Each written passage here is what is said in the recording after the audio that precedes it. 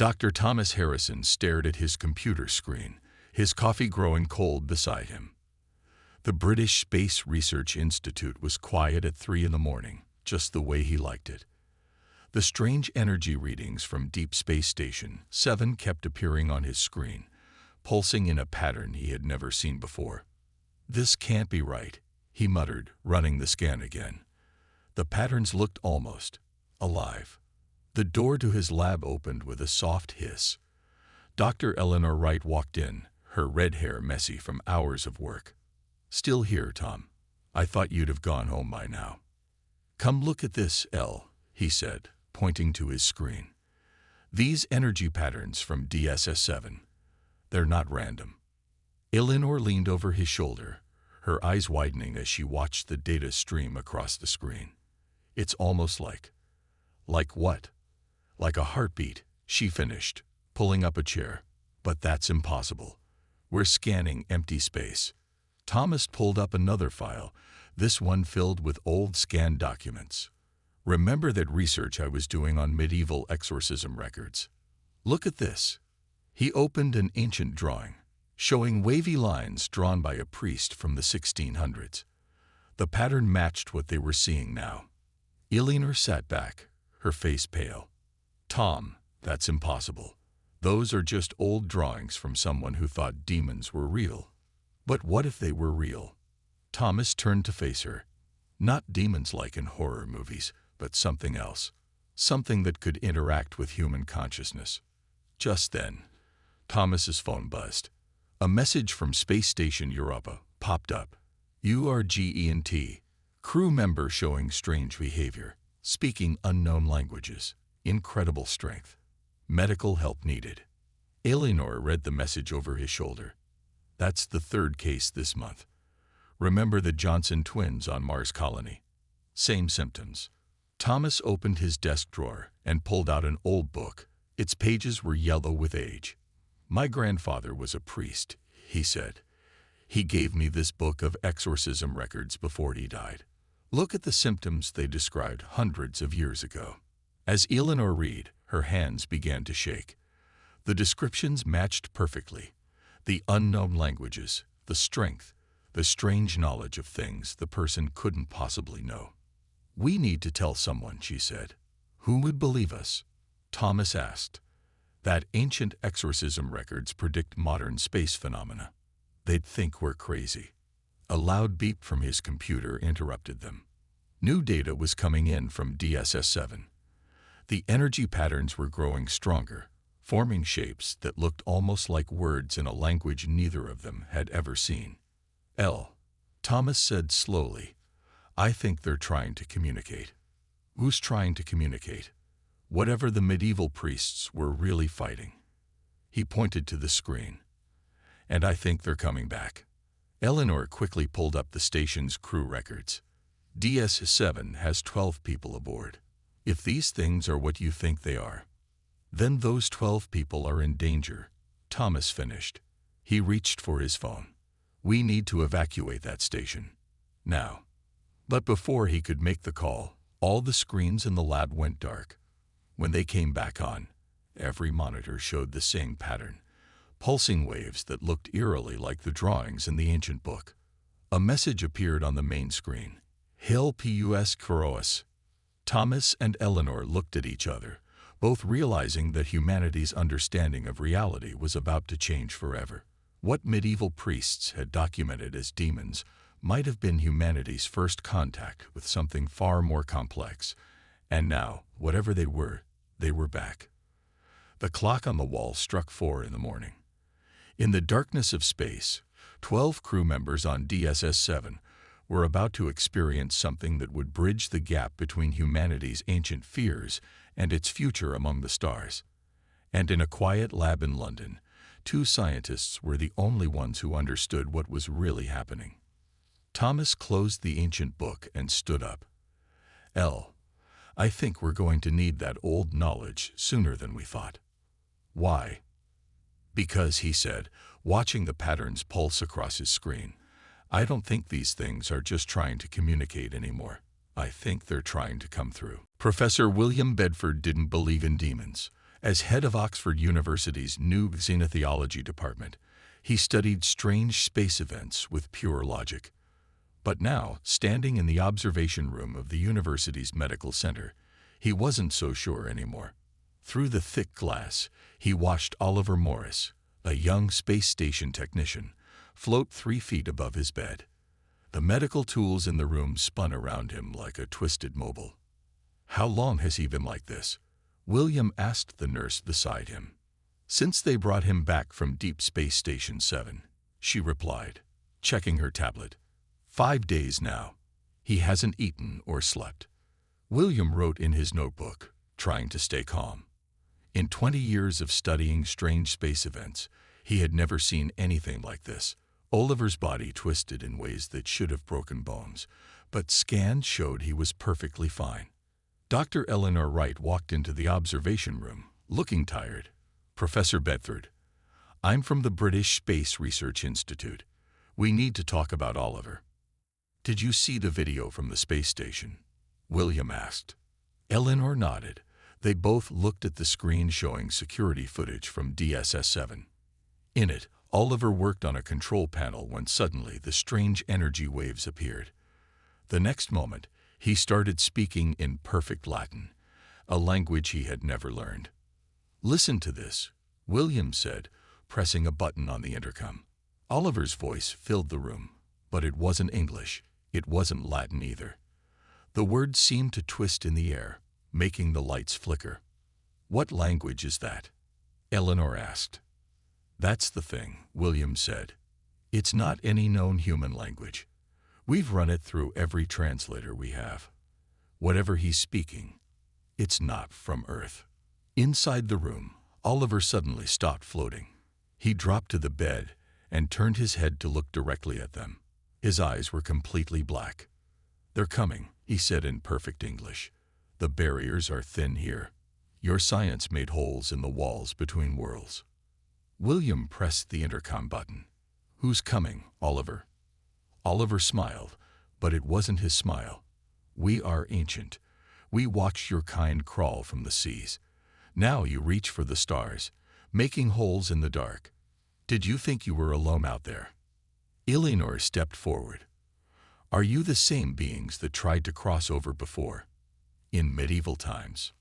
Oliver laughed, a sound that made the windows shake. "Your priests were clever. They found ways to keep us out. But they didn't have to deal with space stations and quantum drives. So many holes now. So many ways to slip through." Suddenly, all the medical equipment in the room started beeping at once. Oliver's body arched off the bed. "The others are almost here," he said, his voice changing to something deeper. "Your species needs to remember the old ways. Science alone won't save you this time." William watched in shock as symbols appeared on Oliver's skin, burning like brands. He recognized some from ancient texts, protection symbols used in exorcisms hundreds of years ago. "Elle," he said, using her first name without thinking.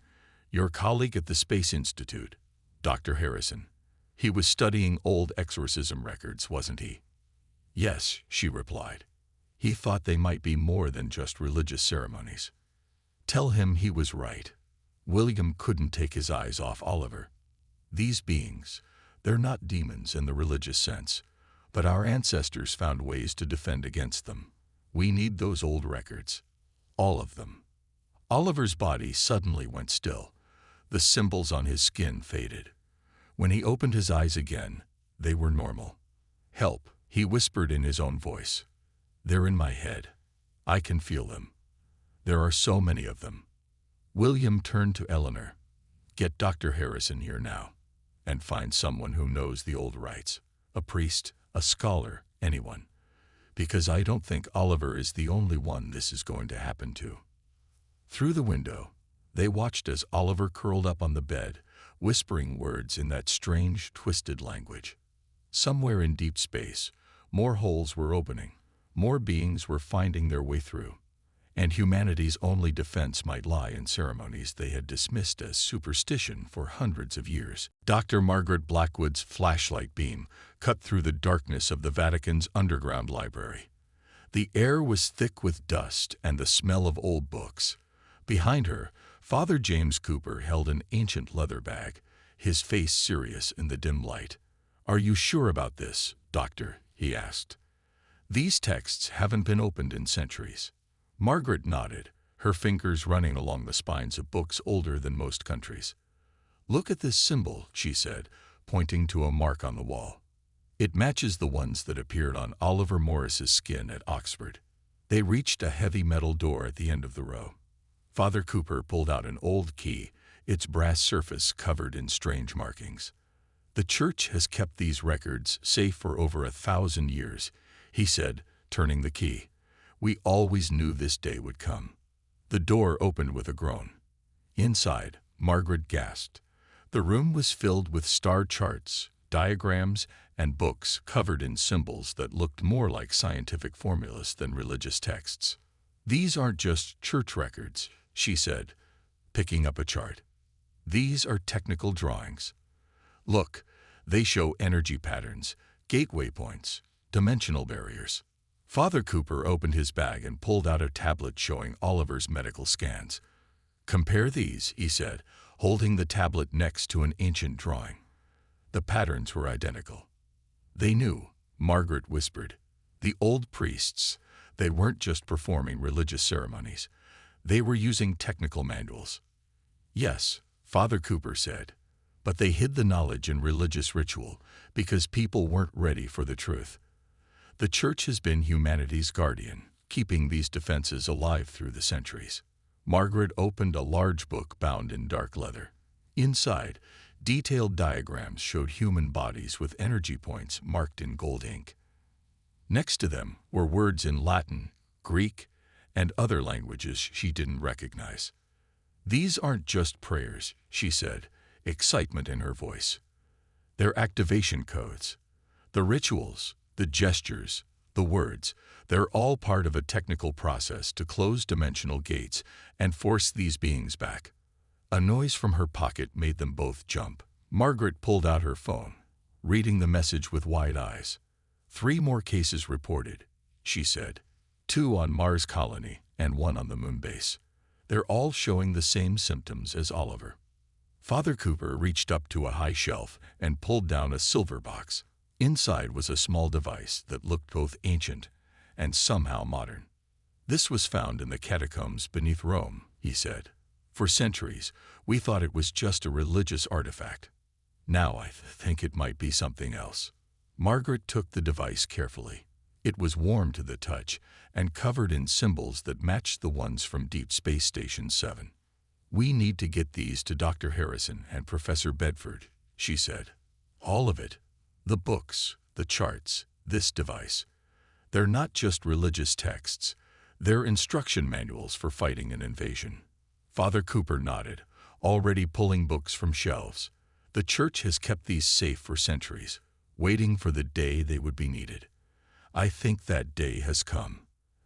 As they packed the books and artifacts, Margaret's phone buzzed again. Another message, this time from Eleanor Wright at the Space Institute.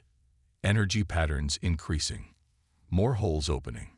Need help? No." Margaret looked at Father Cooper. "How fast can we get to Oxford?" "There's a helicopter waiting," he said. "The church has been preparing for this moment for a very long time." They hurried out of the library, carrying centuries of hidden knowledge with them.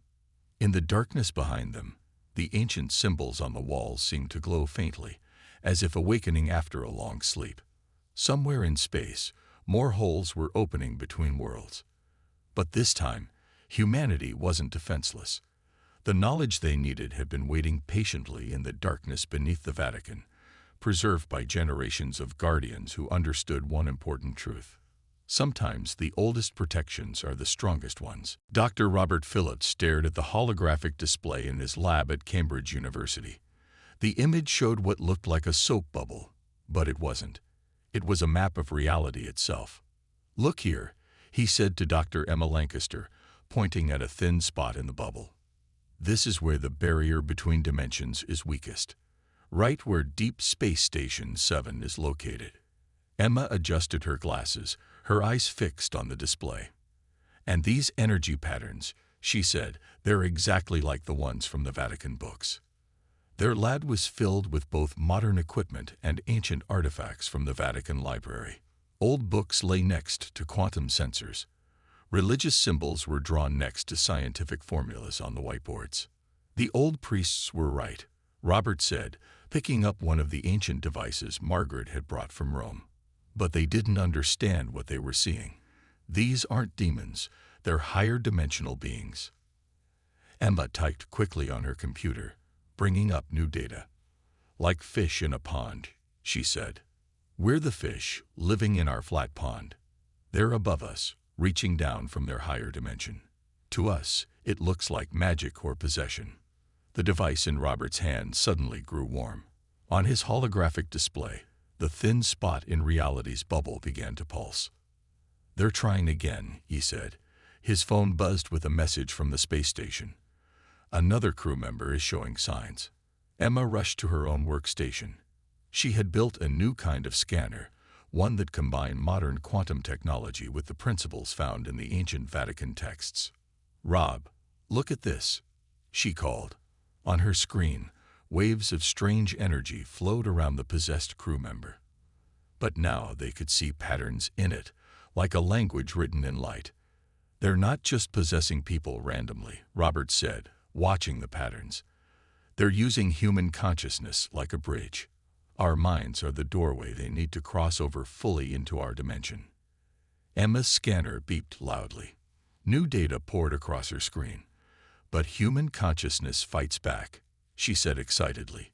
"Look, every time they try to take full control, the human mind resists. That's why they need to keep finding new hosts." Robert walked to the whiteboard and drew a quick diagram. "So the old exorcism rituals worked because they helped strengthen human consciousness," Emma finished. "The rituals, the prayers, the symbols, they all helped focus human willpower to push these beings back out." Suddenly, all their equipment started beeping at once.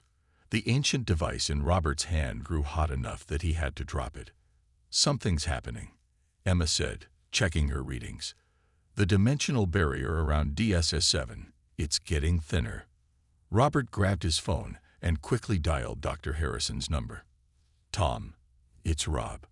We've figured it out. The possessions, the ancient rituals, all of it. But we need to act fast. They're not just trying to possess a few people anymore." "What are they trying to do?" Harrison's voice crackled through the speaker. "They're trying to break through completely," Robert said, watching as more warning lights flashed on his displays. "If that dimensional barrier breaks, they won't need human hosts anymore. They'll be able to enter our reality fully." Emma's scanner showed more holes opening up around other space stations and colonies. "It's not just DSS-7 anymore," she said. "They're trying to break through everywhere. We've put stations in space. Our technology, our quantum drives, they've all been making reality thinner." Robert looked at the ancient books scattered around their lab. "We need to tell everyone. The old knowledge and new science together. It's our only chance. Human consciousness is stronger than we thought. We just need to learn how to use it." Outside their lab window, the sky had grown strangely dark. New messages were pouring in from space stations all across the solar system. More possessions, more holes opening. The race to save humanity had begun. And the key to victory lay in combining humanity's oldest defenses with its newest discoveries. Colonel George Pembroke walked through the underground bunker at the British Military Space Command. Red warning lights flashed on every screen.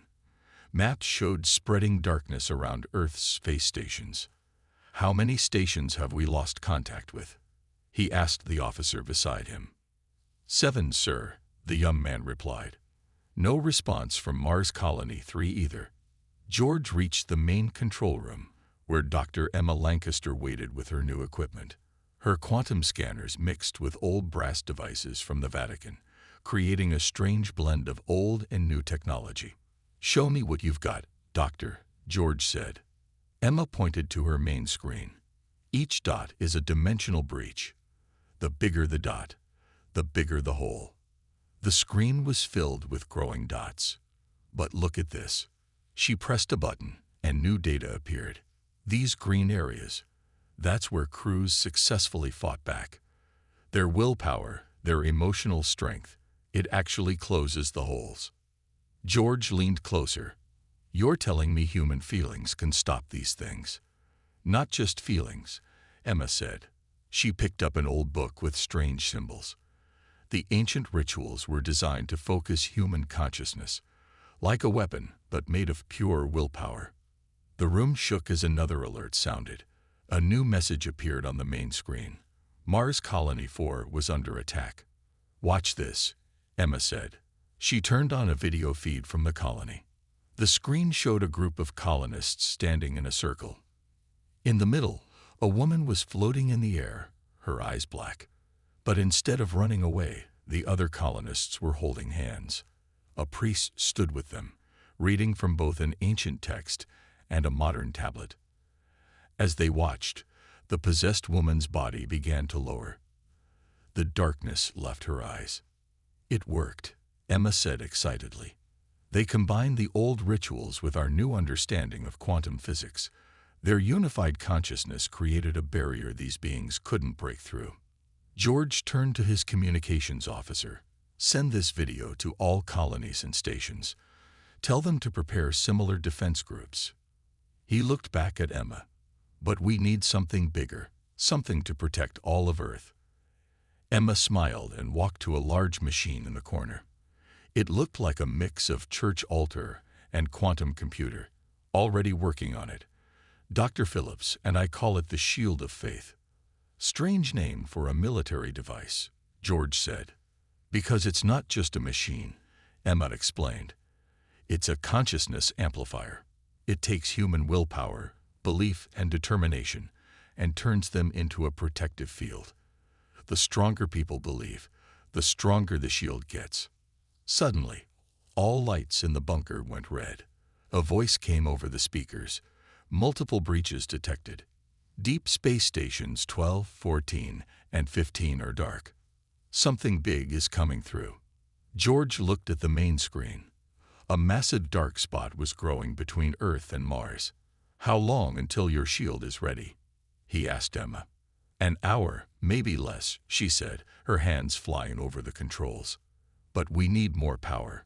Not electrical power, human power. We need people to believe it will work. George walked to the command console and pressed the global broadcast button. His voice would now reach every colony, station, and city on Earth. This is Colonel Pembroke, he said. We are facing an enemy that feeds on fear and doubt, but we have a weapon they never expected, our own humanity. In 1 hour, we will activate a planetary defense shield. It will only work if we all believe, if we stand together. Ready your local defense groups. Prepare the old rituals. And most importantly, do not give in to fear. He turned to Emma. Will it be enough? Emma watched as messages poured in from around the world. People were gathering, preparing, believing. It has to be, she said, because if this doesn't work, nothing will. Outside, the sky grew darker as more holes opened between dimensions. But this time, humanity wasn't running. This time, they were ready to fight back with their strongest weapon, the power of human consciousness itself. Dr. Victoria Ashworth ran her fingers over the cave paintings. The walls of this hidden chamber beneath Stonehenge were covered in ancient images. Her flashlight beam showed drawings of strange beings coming down from the sky, and humans fighting them with what looked like beams of light from their minds. These are at least 5,000 years old, she told Dr. Thomas Harrison, who stood behind her taking pictures. And look, the symbols match the ones from the Vatican books. Thomas moved his light to another wall. The same symbols that appeared on Oliver's skin at Oxford. Victoria pulled an old leather journal from her bag. I found this in the British Museum's restricted section. It's a record from a Roman soldier, dated 43 AD. She opened it carefully. He writes about British druids using their minds to fight off demons from the spaces between stars. So this has happened before, Thomas said. Many times. More than that, Victoria said, excitement in her voice. Every major religion, every ancient culture, they all tell the same story. Beings from another dimension trying to break through. Humans learning to fight them with their minds. She walked to another part of the cave and pointed to more drawings. The ancient Egyptians built pyramids as focus points for human consciousness. Stonehenge wasn't just for watching the stars. It was a machine for strengthening human willpower. Thomas's phone buzzed. A message from Colonel Pembroke appeared.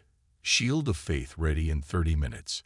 Need all information on historical defense methods now. Victoria pulled more papers from her bag. It's all connected, she said.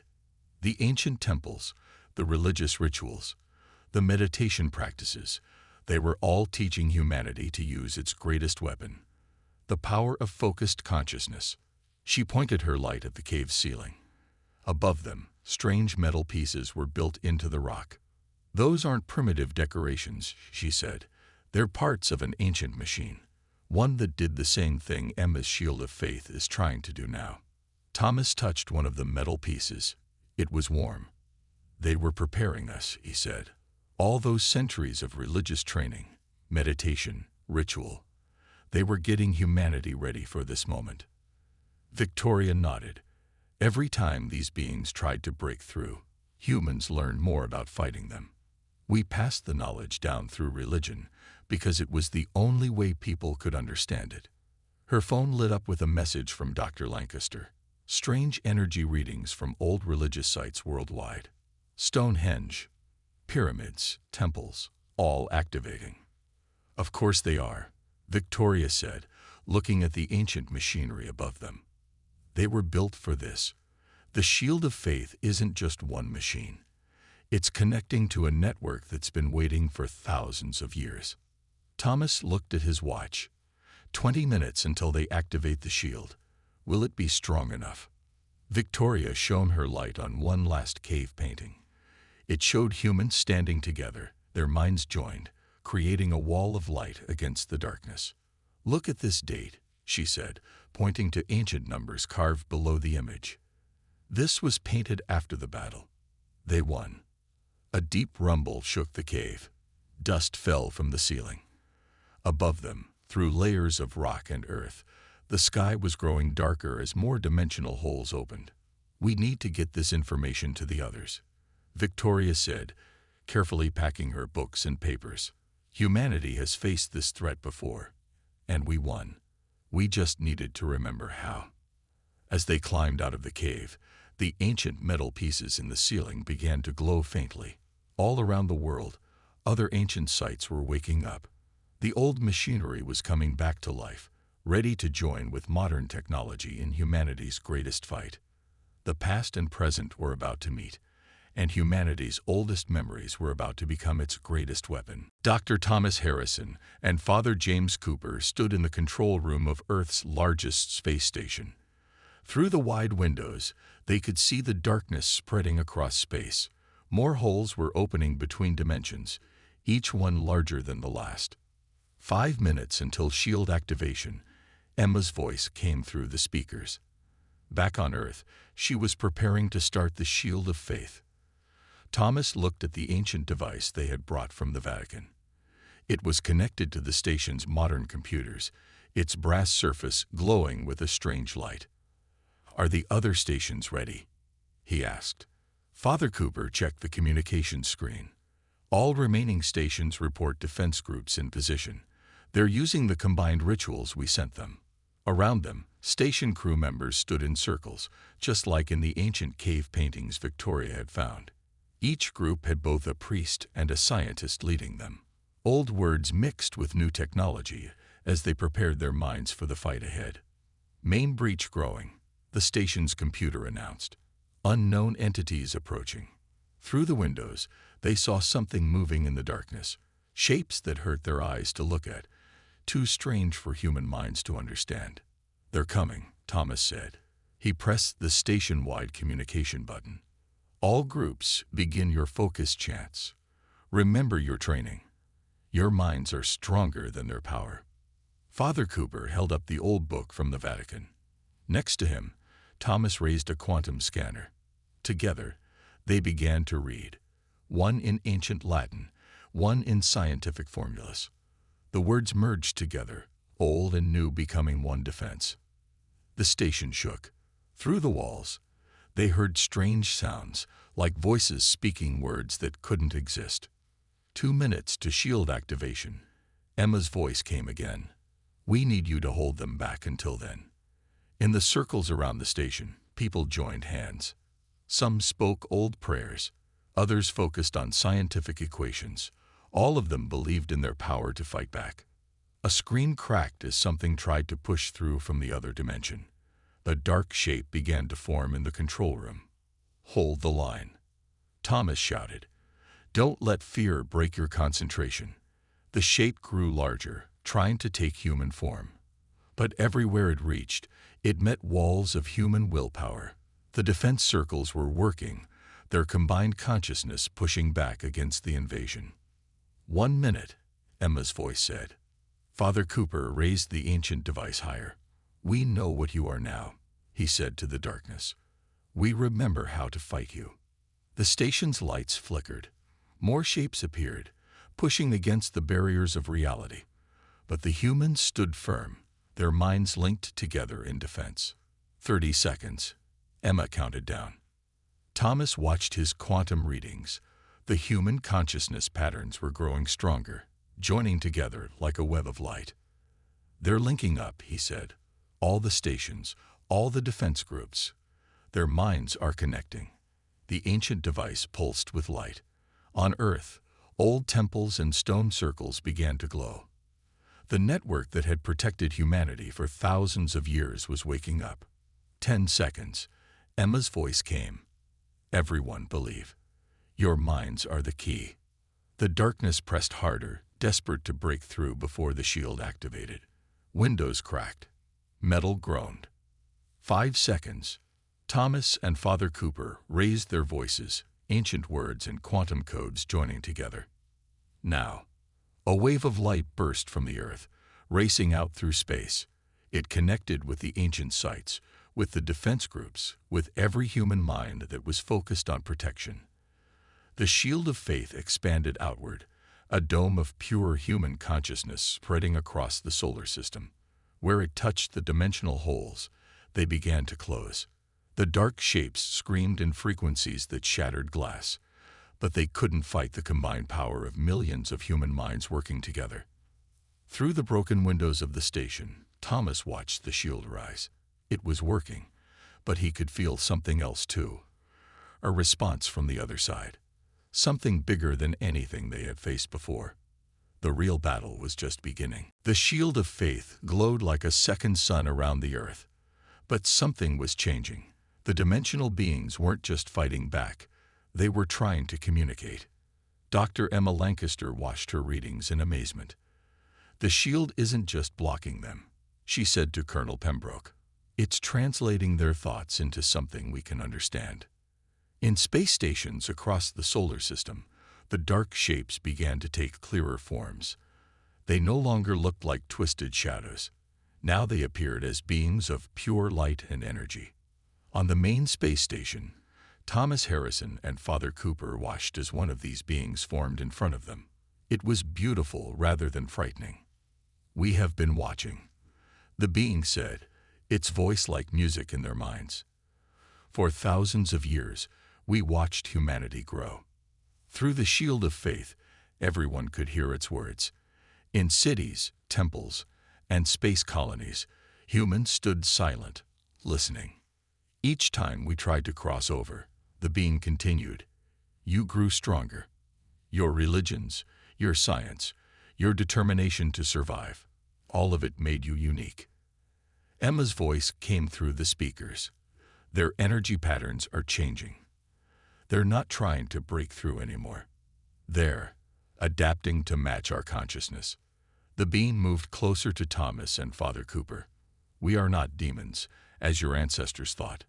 We are searchers, looking for species capable of reaching our level of existence. Victoria Ashworth's voice joined the conversation from Stonehenge. The ancient sites, the rituals, they were tests. Tests and teachers, the being said. Each encounter pushed humanity to develop its greatest strength, the power of unified consciousness. No other species has ever succeeded in building a shield like this. Colonel Pembroke spoke from Earth. You're saying all of this, the possessions, the dimensional holes, was some kind of cosmic exam? More than that, the being replied. It was preparation. Humanity is ready now. Ready to join the community of higher dimensional species. Through the station windows, they could see the other beings taking on similar forms of light. The darkness was gone, replaced by a display of colors humans had never seen before. Your combination of science and spirit, the being said, of individual strength and unified power makes you unique. We are not here to invade. We are here to welcome you. Dr. Robert Phillips's excited voice came from Cambridge. The quantum readings are off the charts. Their dimension isn't separate from ours anymore.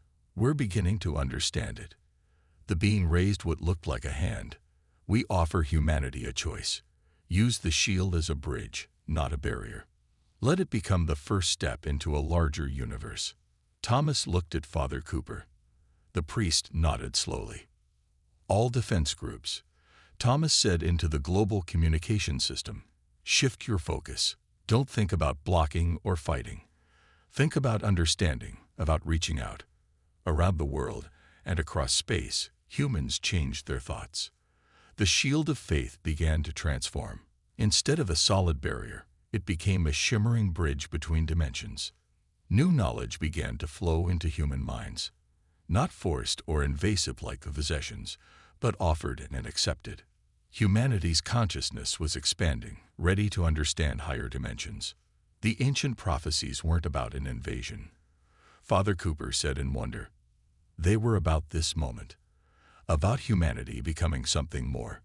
The being's light pulsed with what felt like approval. Your world will not end, it said. It will grow. Your understanding will expand. And we will be here to guide you. As the sun rose over Earth, the shield of faith continued to shine. But now it wasn't just protecting humanity. It was opening the way to humanity's next great adventure. In hospitals across the world, those who had been possessed woke up with new understanding. In space stations and colonies, humans began to grasp concepts their minds couldn't have held before. Humanity had faced its greatest test, and in finding the strength to defend itself, it had proven worthy of something far greater than mere survival. The age of isolation was over. The age of connection had begun.